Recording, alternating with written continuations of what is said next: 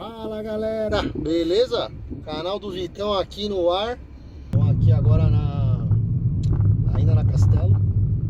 Acabei de fazer uma parada aí para um café e queria comentar aqui com vocês uma coisa bem curiosa, né? Na verdade, duas coisas. Uma bem aleatória, nada a ver com o carro, né? Nada a ver com o nosso tema aqui do canal, mas eu acho que é importante a gente falar sobre isso.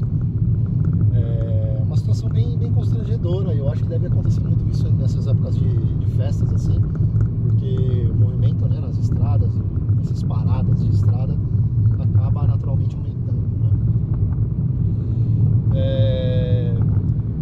Eu fui pagar a minha comanda e tinha um rapaz, aparentava ter uns 35 para 40 anos ali, com a sua esposa, e gritava.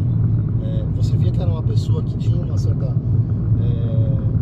aparentemente era uma pessoa que tinha ali uma certa condição, enfim, não era vulnerável socialmente.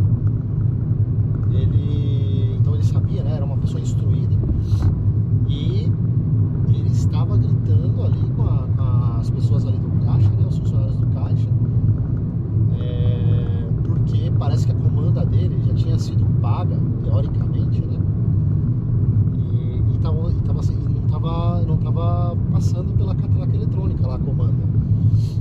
E aí a moça do caixa alegando que ele não tinha pago. Um ponto importante, né?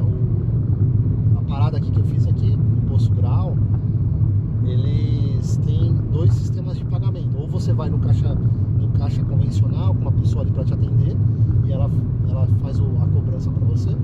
Ou então você vai nos totens, né, eletrônicos ali, onde você faz o seu pagamento de maneira independente ali, para você poder seguir teu caminho. E aí o que tudo indica é que esse rapaz ele fez o pagamento pelo totem. Só que eu não sei se ele errou, se foi debitado indevidamente, eu não sei, enfim, o que aconteceu ali, mas a comanda não esvaziou, né? Ela continuou com o consumo dele, e aí a moça do caixa estava cobrando ele. E aí, enfim, deu uma puta de uma confusão ali, foi bem engraçado, assim, para não dizer trágico, né? Mas enfim, só para comentar com vocês aí como que funciona essas paradas aí pelo Brasil, né? E mudando agora de assunto, falando com vocês um outro tema muito bacana aqui. Então a gente está agora na Castelo Branco. Eu tenho aí ainda que percorrer mais 296 quilômetros até a minha próxima parada, que vai ser no Outro Grau Café. E média de velocidade aqui de 120 quilômetros. Meu consumo 16,5 km por litro misto, né? Cidade e estrada. Acho que agora vai aumentar um pouco essa minha média aí, porque eu vou pegar aqui 300 km praticamente de rodovia. E aí o outro ponto que eu queria comentar com vocês é questão de segurança, né? Automotiva, segurança na pilotagem, né? Na condução de veículos. Aquelas questões básicas, né? De você respeitar velocidade, de você seguir as regras, né? De trânsito, não se manter na esquerda, fazer ultrapassagem só pela esquerda, manter a esquerda livre, manter distância do veículo da frente.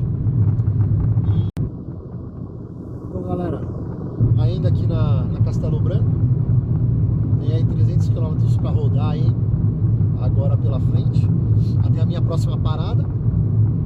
E enquanto eu tô aqui rodando aqui, eu queria gravar esse vídeo aqui com vocês para falar sobre uma questão muito bacana, assim, muito interessante, na verdade, sobre o mundo automotivo, que né? Veículo carro, né? Automóveis, é investimento ou é luxo? Acho que essa é a grande pergunta aí que todo mundo se faz aí na hora de comprar um carro. Muitos acham que é outros acham que é prejuízo. E aí eu queria colocar alguns pontos aqui para a gente poder refletir juntos e eventualmente até tentar ajudar as pessoas aí que queiram, que estejam na dúvida se compram ou não compram um carro, quais são os custos envolvidos para manter um carro, o que você tem que se preocupar na hora da compra de um veículo, né? Então acho que isso daí é muito importante. Quando a gente vai comprar um carro, primeiro de tudo é que você tem que ter em mente o seguinte: financiar ou comprar à vista. Isso daí, na verdade, para muitos é uma decisão, para outros é uma condição. E decisão por quê? Porque eu tenho dinheiro para pagar à vista, então eu vou lá e posso fazer o pagamento à vista e, enfim, o carro é meu na largada.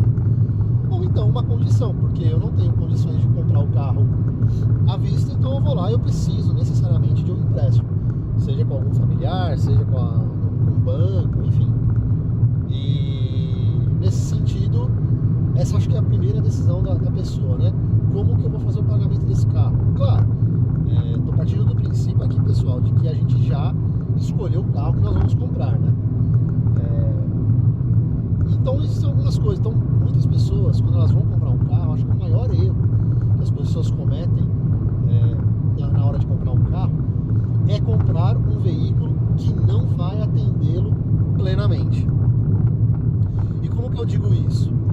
Não adianta. Se você vai comprar um carro e você é um cara casado, que tem lá 2, 3 filhos, e você quer comprar um Up, né?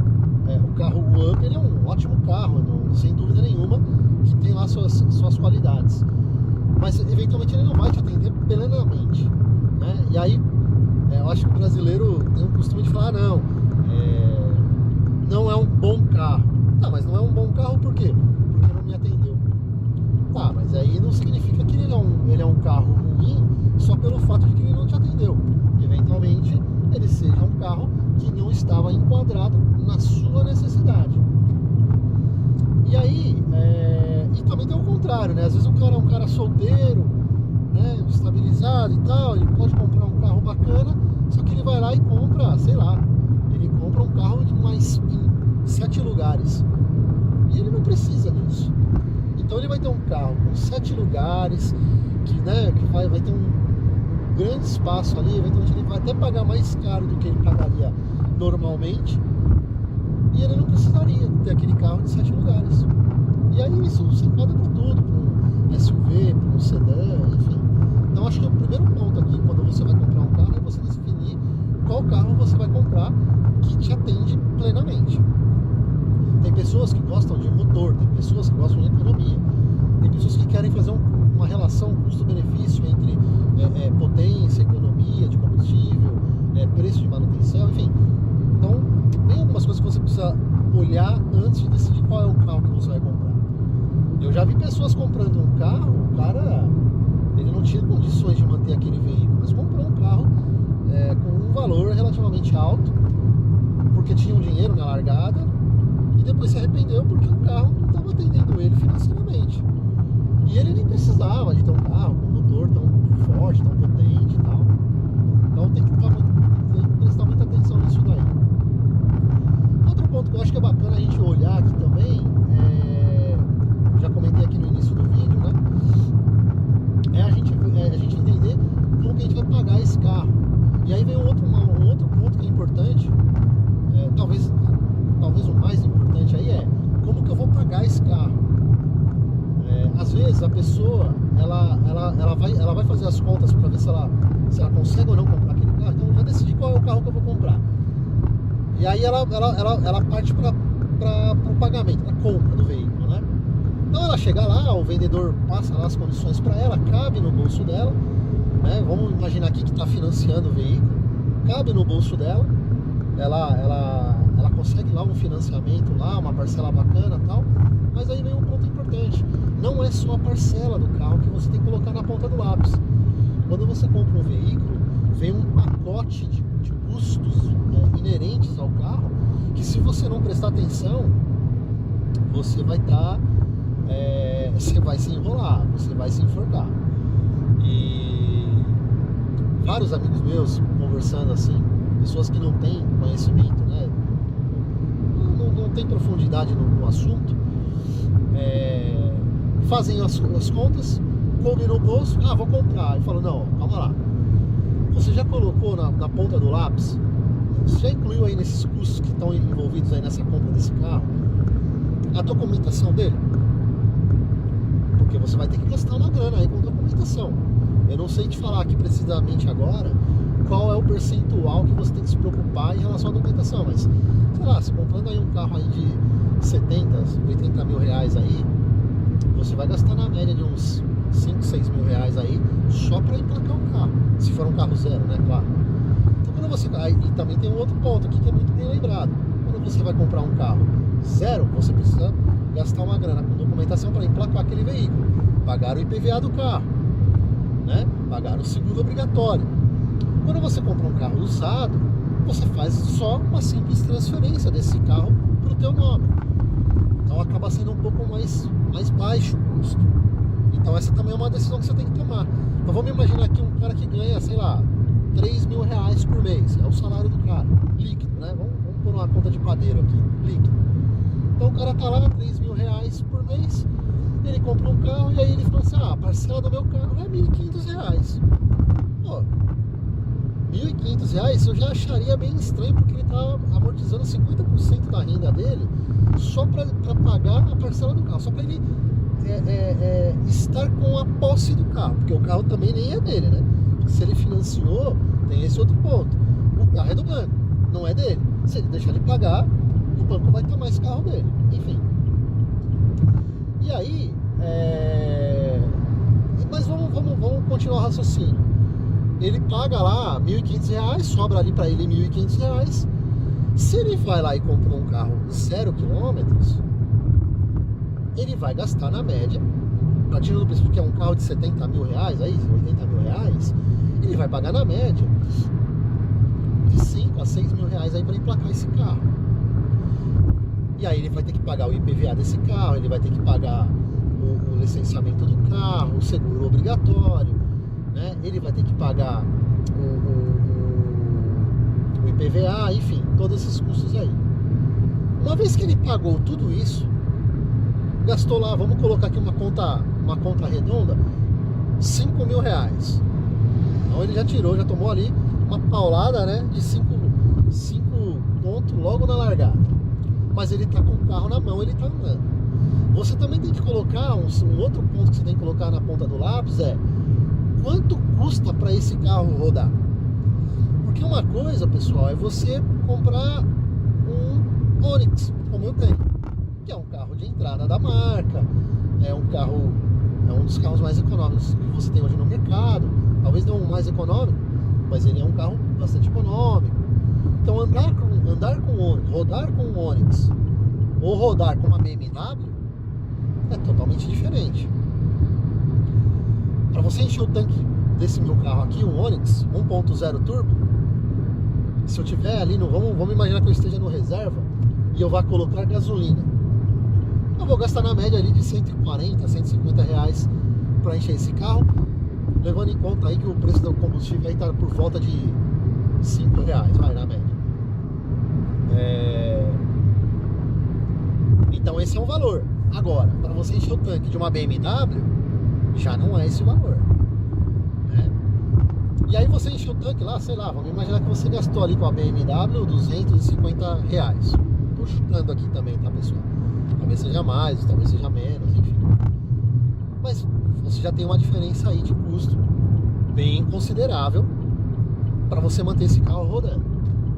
Só que não é só isso também. Para você rodar com o carro, você tem que estar com a manutenção dele em dia, né? Você tem que estar com esse carro aí, para ele rodar, ele tem que estar com tudo em dia: óleo, filtro, suspensão, pneu, enfim, a manutenção do carro tem que estar em dia. Então, a manutenção de um Up, de um Onix, né? Sei lá, pegar aí um Corolla, não é igual à manutenção de uma Mercedes, não é igual à manutenção de uma caminhonete. Então às vezes a pessoa ela vai pela emoção. Pô, meu sonho era ter uma BMW, meu sonho era ter uma Audi. Porra, legal, aí o cara vai lá, compra a Audi. Só que ele não colocou na ponta do lápis quanto custa para manter a manutenção de uma Audi. E ela é salgada. Para muitos, né, dos brasileiros é um custo alto. E também tem envolvido aí uma outra questão que é o seguro do carro. O seguro do carro, dependendo do valor desse carro e dependendo da exposição dele no mercado, o seguro ele vai ter um valor alto ou baixo. Então eu tô falando aí na média, né? Aí depende muito também de perfil da pessoa e tal. Mas no meu perfil, eu tenho 41 anos de idade, eu sou solteiro, eu não tenho filhos, eu não faço faculdade, eu não uso carro para trabalho, eu tenho, enfim, meu carro noiteia em garagem, coberta, fechada. Então tudo isso é levado em consideração. Se você tiver um carro aí que você guarda ele na rua, o seguro vai ser um outro valor. Mas o fato é que você tem que colocar na ponta do lápis quanto custa esse seguro, porque você vai ter que gastar. Então, falando aí do meu Onix, eu fiz um seguro aí, inclusive eu fechei um seguro há 2 meses atrás. Eu paguei R$2.000. E eu acho que é um seguro barato para mim, porque é um seguro que tem umas características muito boas de proteção, numa das melhores empresas de seguro que tem hoje no mercado brasileiro. Na verdade, a melhor, né? Dado o ranking de seguradoras, ela é a melhor do mercado hoje. E é relativamente barato. Agora, se você for fazer o seguro de uma Amarok, se você for fazer o seguro de uma BMW 320i, você não vai pagar R$2.000.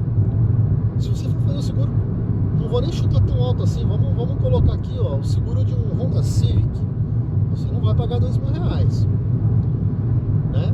Então, se colocando isso tudo no bolo, tá aí no YouTube você vai encontrar várias pessoas fazendo vários cálculos, colocando na ponta do lápis qual é o custo de manter o carro A, o carro B, o nível de carro X e Y, para você poder entender quanto custa além da parcela.